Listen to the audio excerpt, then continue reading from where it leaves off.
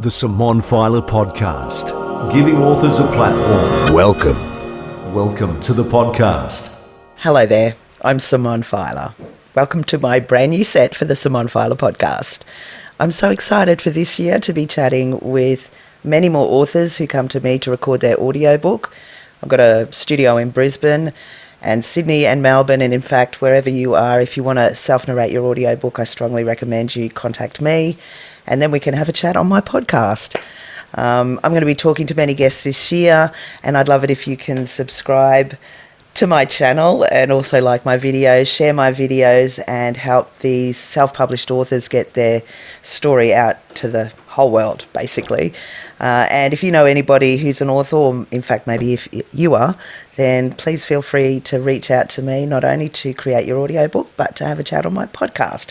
So without further ado, I'm super excited to be chatting with my first guest. It is author Jeannie Savage from the Gold Coast, chatting about her brand new book that she's just finished narrating called The Bookkeeping Practice Blueprint. I'm going to let her get in the chair and I'm going to get out, and welcome to the Simone Feiler Podcast. Welcome to the podcast, Jeannie Savage, and this is my brand new set. You're the first one to join me. I'm so excited. Yay! First at something. No, it can't be my first thing, but thank you for having me on the podcast. My absolute pleasure. Well, thank you for doing your second audiobook with me. We worked together a little over a year ago. I think it was early 2023. I had my first audiobook experience with you. Yes, and now the second one. How did you find it? Yeah, it was interesting. I think there were certain aspects of it, because this is the second book I've authored. So a bit like your second book, like I learnt so much from writing the first book around working with editors and that kind of thing. And the same with doing the first audiobook, right? You learn a lot about what it's like to do it. And so in many ways it was easier, but then I feel like I got more tired more easily in this one. I don't know why, whether it was some of the content or so that was Oh, what do you interesting. mean? Because you were recording yesterday for 4.5 hours. I know, without stopping, like maybe that's what it was. Yeah. Oh my goodness, I know, right? Yeah. You read it like a boss, and seriously, you didn't sound tired, and you looked really lively. I thought you were really lively, and when you came out, you were like, "Oh, I think maybe we'll call it a day." I know. I think I had a couple of Panadol on the way home. It's been a big year, though. Oh, hasn't it? Yeah. It's been massive. Yeah, right. I think we were both just saying it's like last week I just did a lot of Netflix and sleeping. It's been a massive year. Oh, my goodness. Well, you've come so far since we met last year doing the Strategic Bookkeeper. That was your launch into, living your lifestyle, basically. Yeah, yeah. And now... it's been, you got my the blueprint. Goodness. Yeah, it's... so that's the book, right? The Bookkeeping Practice Blueprint, which, incidentally, top secret, don't tell anyone. It's also the Business Blueprint. So we've got a version of it, which is called the Business Mastery Blueprint. But so the first time we met, I'd been running my bookkeeping practice then for about 13 years, and I was sharing my secrets to success in my first tell-all book. So this one is completely a companion, like it's a twin set, where I wanted to really go, beyond that. So my first book, I'm really proud of it. It's absolutely my life's work, and helping women, particularly men as well, but women all over the world. But I think 18 months on, so we recorded that early in 2023, and it was launched at the beginning of that year. And then about 6 months later, we opened the doors to my signature program, which is absolutely my dharma, my purpose, my life's work. Yeah. And so it's about 12 months or a little more of working with all the bookkeepers inside that program. And I just feel like I'd learned so much, right? I feel like I'd learned just a lifetime in that 12 months. So the second book was leveraging that learning and rather than trying to revise the first one, just adding on to it, And drawing, I guess, from your tribe and people in your tribe? Yeah, drawing from the Which is lessons. global, by the way. Yes, it's global. So I've got beautiful bookkeepers all over the world, which is amazing. It's taken off massively. So the program opened in August last year, and it's really what we have. The Strategic Bookkeeper is the world's best for. Yes, That's amazing. I'm so proud. You've got many awards. Yes, I've got lots of awards. Women in Finance Australia Innovator of the Year, and to realise very quickly, and from the clients who joined, you know, they told me, and I recognised it myself. I went,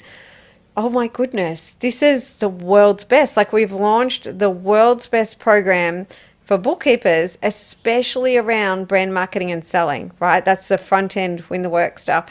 And then the women and the men who joined, we have about 98% women. And the women who joined there was a lot of tears. It was, it was incredible. 100% of them, when they join and they get what we call the keys to the kingdom, I get these messages like, holy cow, this is beyond my wildest dreams. Oh. And then the results, right? So they take what they get, this high touch, high ticket program, lots of moving parts, and then they get the results, right? Like 6 figures in 6 to 12 months. That's amazing and outstanding and desirable. Yeah. And the lifestyle to go with it. That's what it is, the life. So, I mean, they get this, sometimes they're crying. They're so busy at first. And I'm like, oh, cry me a river. You're making 6 figures. But then the time wealth comes, right? Yeah, that's right. There's always a process to get there. It doesn't happen overnight. Like the 10-year bans, it happened overnight. Yeah, definitely. And pain precedes victory. So that's all right. I just nurture them through. So definitely a process. And one big learning for me, which is amazing, is that the system works. So I've been looking, I know, right? And it sounds really simple, but I was looking for 12 months. Like, I'm looking, okay, I'm working with everyone. We're using the system. And anytime something wasn't working, I'd say, okay, let's just check. So are you following these steps? It'd be either like, oh, yeah, but not step 5. Okay, go and do step 5. Come back. Is it working? Yes, it's working. Right. Sometimes it'd be like, well, I just did this, and nothing worked. So I'd say, okay, you're following the system.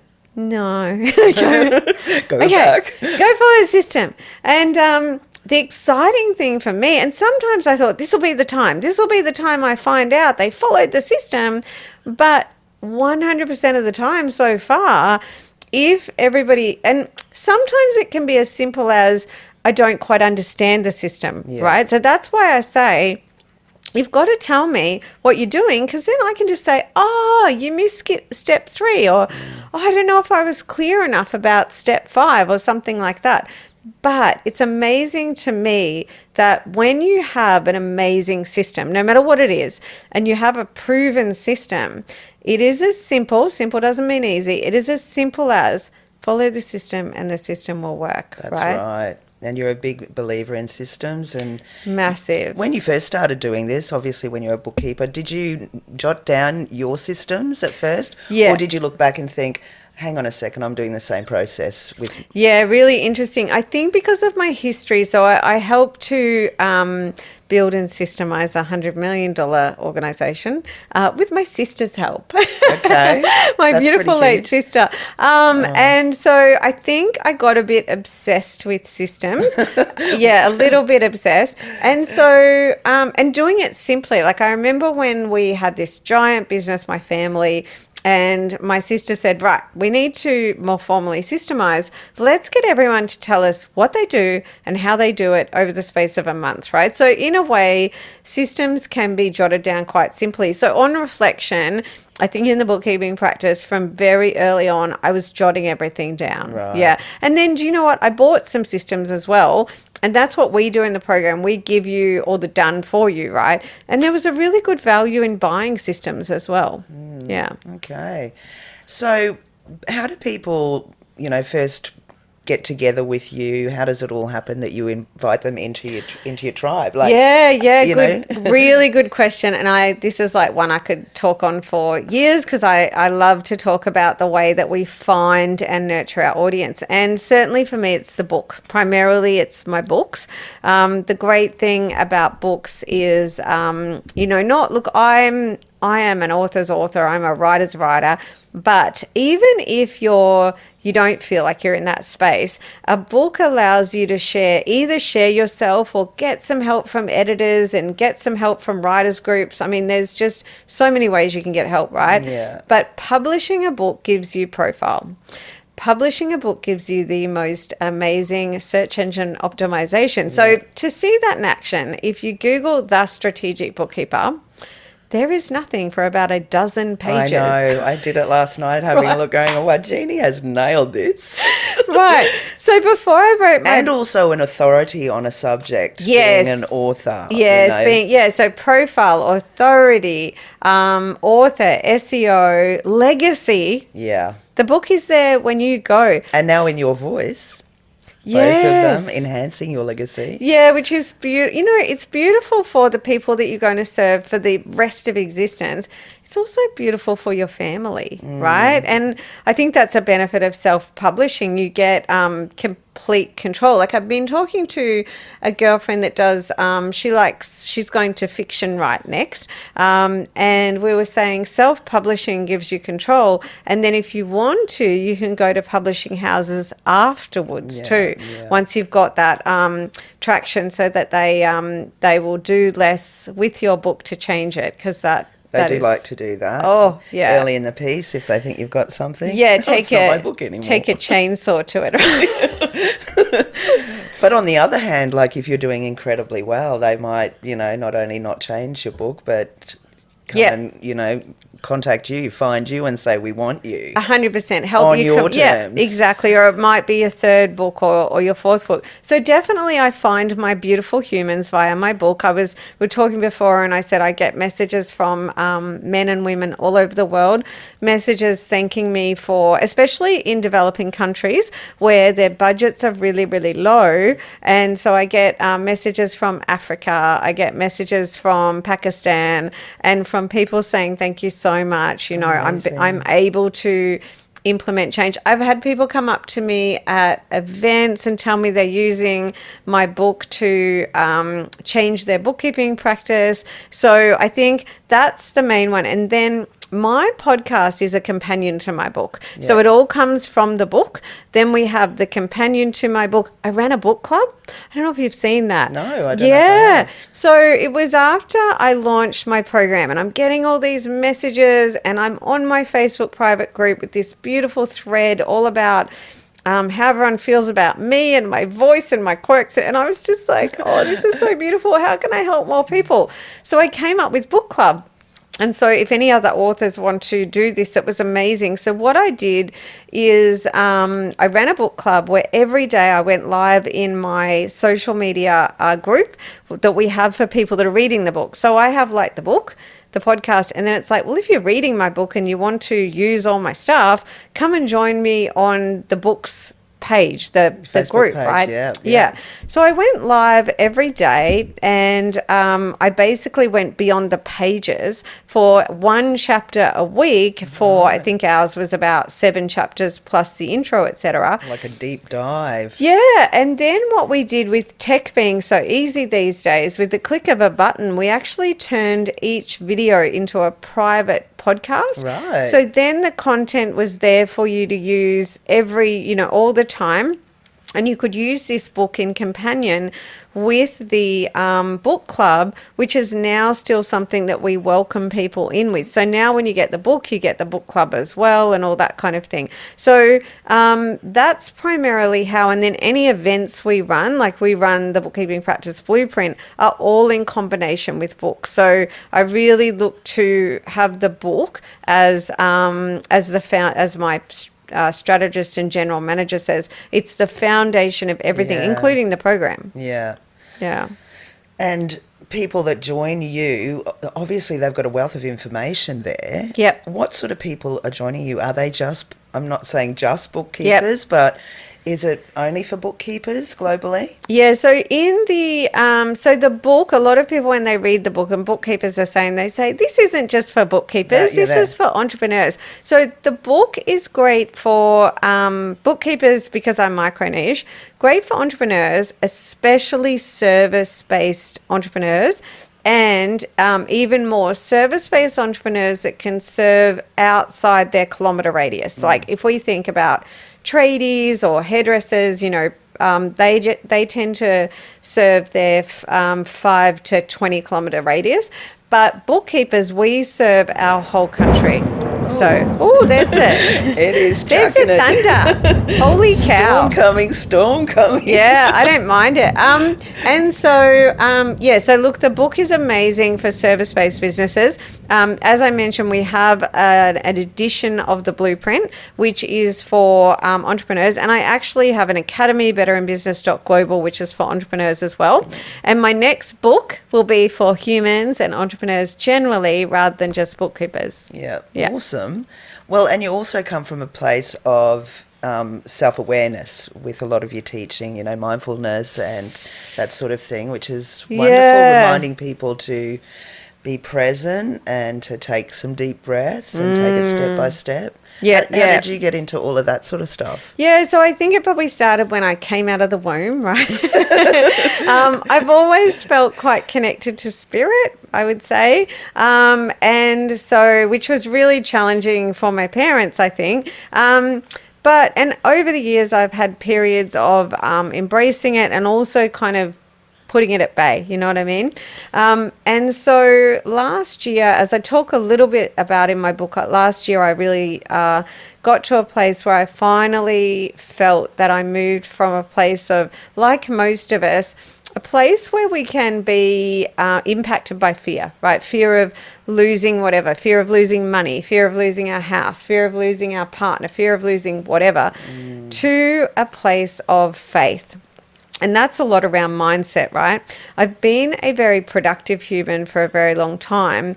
But definitely what I noticed when I started my program and started serving, 100 bookkeepers, when I looked at that, who's getting results, who's not, how are they doing it? The thing I noticed that was holding anyone back was mindset and productivity. And for me, that mindset, like I talk about in the book, and it's just so, as my editor said, if the Bookkeeping Practice Blueprint lands in your hands, it's going to help anyone. And in terms of mindset, I just noticed that shame and vulnerability, these are the big dominoes. So I tend to wonder whether my life will take me in a direction where I end up working more around those things. Right, that's interesting. Yeah. And as we talked about, our purpose, I feel like, so purpose, our dharma, I think we have more than one great purpose in life. This is like these books, this project, this is one of my great life's purposes. And I do feel to some extent people who are trying to connect to their purpose, I've noticed friends and things, they find their way to me. It happened again on the weekend and I'm like, oh, here it is. Yeah, so whether that's where I'll kind of land, because I also really challenge people to sink into authenticity, to be unapologetic, and to go for that purpose. Yeah. Yes, that's one life, one purpose, really. I mean, you said you've got a few, but looking back, I can look back on my life and think that everything that I did brought me to where I am now and what I'm doing. Yeah. So it's quite amazing. You don't see that. Well, I didn't see that when I was 20, where I was going. But, but you also talk about, you mentioned your son even, and about self-talk and how you can, actually manage to get somewhere or really drag yourself down by your self-talk. Yep. How do you combat your self-talk?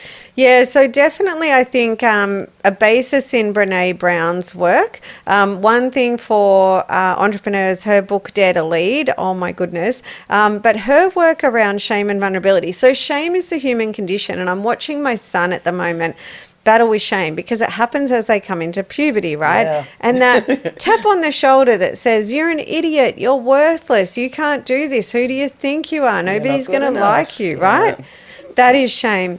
And so definitely what I've learnt to do is to to really embrace shame and to invite shame in. So recently my partner and a friend and I, we were all together and we all were talking about what our shame looked like. We were sitting on the floor at her home in Ocean Shores, which is surrounded by nature, just beautiful. And we're sitting on the floor and I said, well, my shame, it's like this big green blob.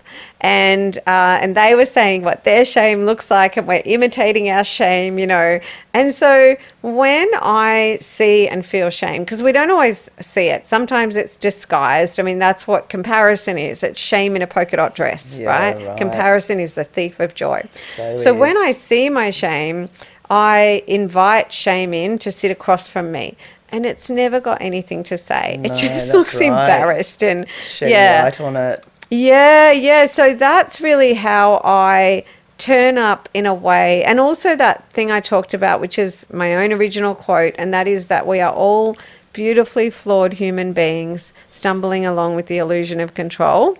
And so being that, just that imperfect, you know, and again, authenticity, and being okay with turning up in a way that's you, even, I mean, that if you turn up the way that's you, some people are probably not going to like it. Yeah, that's right. And that's okay, being okay with that, but coming from that authentic place, and then being okay with loving and celebrating yourself. I love like you that. love and yeah. I love that in the last chapter. It triggers a lot of people. You know, when my partner and I started seeing each other only last year, but we've known each other 6 years.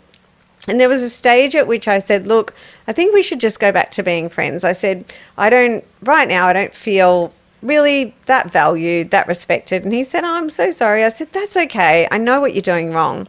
You're treating me like an ordinary woman, but I'm an extraordinary woman. Nice one. And he just kind of went, what? And he said to me, I thought, has this woman got tickets on herself? Like, what? He's like, okay. And I said, there you go, you know. So anyway, we went back to being friends, and within a short period, we fell madly in love, and the rest is history. And he said, you know, I finally get it, you know, and extraordinary is about, it's kind of about that courage to turn up and act from here instead of acting from, you know, what everything's telling you. Yeah, and everyone. Yeah, and learning to take compliments, because I really think they're messages from other people, from spirit, and learning to be okay with that self-love and self-celebration. And it's not very common, it's hard, but it's so important. Yeah, I think it's coming more into light, though, people realising. I think, you know, when I grew up in the 80s, if you know, the phrases like, oh, yeah, up yourself, and, you know, you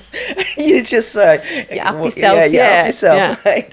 But nowadays, obviously, if you don't love yourself first, it's hard to, they say, hard to love anybody else. You know, you've got to accept your flaws and accept your good parts, and that's the way to grow and grow into the person that you are. And obviously, you've done that amazingly. Yeah. In a fairly short span of time, really, from 2010 you started. Yeah, with your bookkeeping business. Like, yeah, so 2010 with my bookkeeping practice. So 14 years later, now you're living the lifestyle, you know, and definitely. accepting who you are. Yeah.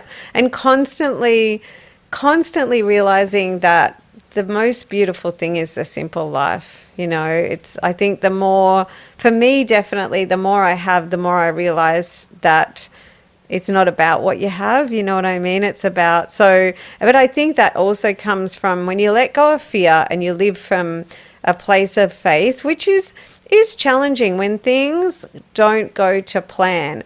If you live in faith, it's stopping and taking a breath and believing that life and the universe has your back. And therefore, no matter what direction you're sent in, it may look like crap, it might feel like crap, but it's a gift in crap wrapping. And if you embrace it and you go, well, that's new, you know what I mean? That's like, I had something happen recently. It was massive and it almost made me vomit. And I had to go, like, I sent a lot of money to the wrong BSB. Oh. I mean, a lot, because I was buying a property. Oh, no. And I was like, and the bank said to me, well, we'll do our best, but, you know, you may not get it back, right? And I'm like, oh my God, right? And I went, well, that's interesting. Like, that if life sends me in that direction, you know, and again, I just kind of went, I live from a place of faith. Like if something is taken away from us, how do we not know that the new direction might not be the best thing That's right. ever? You know what I mean? Yeah, that's the saying, the universe does things for Yes, you, not to you. yeah. But if we get locked, like last year when I had a rough time and I really made that final leap of learning what it's like to really try to stay in a place of faith, it was really, again, suddenly I felt like I was at the middle of my life, like I'm 52 turning 53. I had this fear around everything, losing money or gaining money or all of these things. And I think when we have that fear of loss, it just cripples us. Yeah. Right? Yeah. Yeah. Well, yeah, because it's so harrowing that you don't think you can get past that. But you do. You get past everything, you know what I mean? I remind myself, I just think, you get past all the things that we've been through in my life, like I lost my mum and various other bits and pieces, and eventually you learn to deal with it and come to terms with it, and you can still go on, and I would say that to anybody listening that's not feeling in a good place, that the sun's always up tomorrow. Yeah. Even in a storm, you know what I mean? There's That's right. There's always some silver lining that's going to come of something. So. Yeah, it's true. And again, just living in, if we live in fear, like I'm just reading that Who Moved My Cheese, and that's about this same thing. It's about living in fear and refusing to change. But if we live in fear and we refuse to change, we're never going to see the other possibilities for us. And definitely my parents were both really big risk takers, and I don't think Dad has lived in a place of fear much. But yeah, when I was going through a really rough time years ago, he just said, you can't live, you can't make good decisions in a place of fear. And it's so true. What a great role model for you. Yes, yeah, so now yeah. you're flying. Yeah. Yeah, that's wonderful. Well, congratulations. And also the people that come and join your tribe, a lot of them are living the lifestyle that everyone wants. Yeah. They're really getting there. It's beautiful. And once I saw a lot of them getting big results, like we've got an episode 88 of my podcast where you can hear a lot of kind of results. But once, I like a challenge. So once I saw good 6-figure results within 12 months, which is exactly what I want. Now we're doing 6 figures in 6 months challenge. Amazing. So we'll see how we go. Excellent. Well, I'm sure, I've got no doubt there's going to be some winners there. Big goals. Yeah. So what's next for you?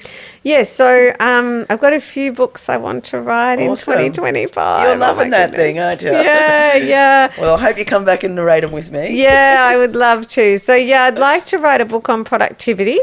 I'd like to write a book on food as well. Okay. Yeah, because finding Dr. Kate Shanahan and her deep nutrition and dark calories completely changed my life, which I found when I was recording with you, right? So it's that beautiful what life brings you. Because I live like a 2-hour round trip away from the studio, each day when I was coming up and back, I would listen to the audiobook, and it changed my life. Isn't that amazing? Yeah, and I'd love to share how I've implemented with others. And then once we hit a certain milestone in my program, I'm going to share a book on all about kind of how I did it and the formula as well. Oh, so that's beautiful. Yeah. Very kind, showing people how you did that. Yeah. And I think, again, following whatever's in your heart, right? Yeah, definitely. You're so inspiring and you're so much fun. Oh, thank you so much. Yeah, and obviously you're very educated and clever, getting where you have in such a short time, particularly with the Strategic Bookkeeper,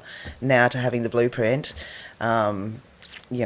and helping people get there as well. It's an amazing journey. Thank you. That's so beautiful. It's always really humbling, right? But important to sometimes take a moment, take a breath and kind of take it all in. I'm definitely trying to do that at the moment. It's wonderful. I think the other thing on the horizon is just getting a camper van. I was going to say, you can have a rest.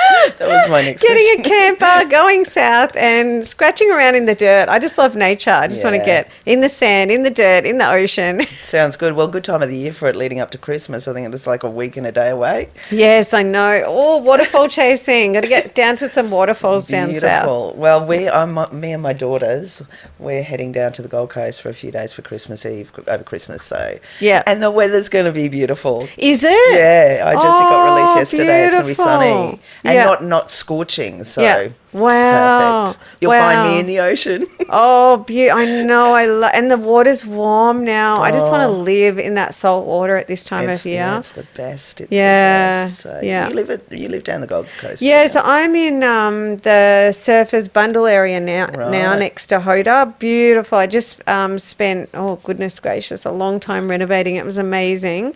But I love heading down Ocean Shores, Byron. I think that's where I'll live one day, that area. It's beautiful. Oh, the Northern Rivers. Yeah. We do live in God's country, I reckon. Oh, we do, don't we? We do, definitely. Yeah, especially with the wildlife. I was down at Ocean Shores at my girlfriend's, and it's surrounded by peacocks, and they come right to the house, and then we make the noise they make. They're intimidating, those things. They are.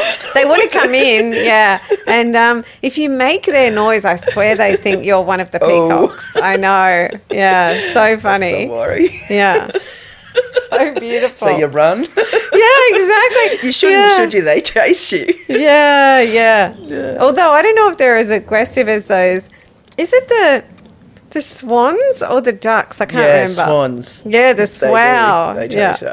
Yeah. Okay, so the Bookkeeping Practice Blueprint is the latest. Obviously, got to go and edit it now, and hopefully we'll get it out. Have you got a launch date for it, or?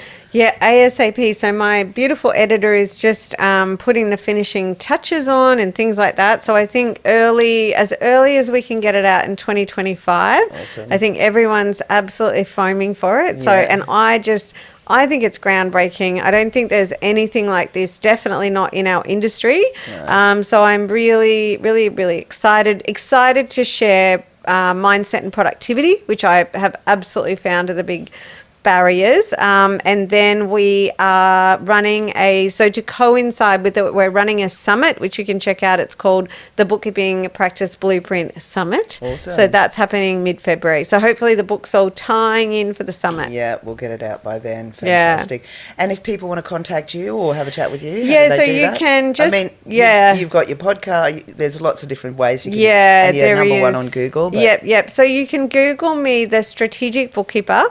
You can also email me hello@thestrategicbookkeeper.global. Just look for me on socials. Email's always good. My team intercepts them. And then I love connecting with beautiful humans all over the world. I connected with a great AI guy in Chicago the other day. I've got team everywhere: South Africa, Bali, Indonesia, Australia. So find me at that email address so that we can connect. And not just on anything, bookkeeping or business. Like if you feel like I want to connect with this human, I want to hear from you. Fantastic. And you do. She's lovely, as you can see. Thank you for joining me on my brand new set for the Simone Feiler Podcast, Jeannie. It's been awesome chatting. Thank you, Simone, and thank you for recording my audiobook. You are amazing. Thank you. Thanks for joining the Simone Feiler Podcast. What's your story? Contact Simone for a chat at brisbaneaudiobookproduction.com.